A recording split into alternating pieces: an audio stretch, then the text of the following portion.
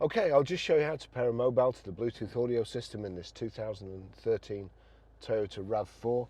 First of all, we go to Bluetooth, we make sure Bluetooth is switched on. Then we're watching out at the bottom. We go over here, you've got setup up there, car, nav, media. So setup, Bluetooth, you've got telephone there. Now, if I click telephone, there's nothing there. So we have to go to Bluetooth first.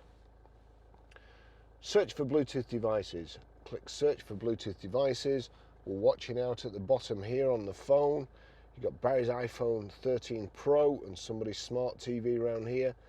When you find it, pin number 0000, because it's done it from car to phone, it's generated a random pin code, so you just have to match that.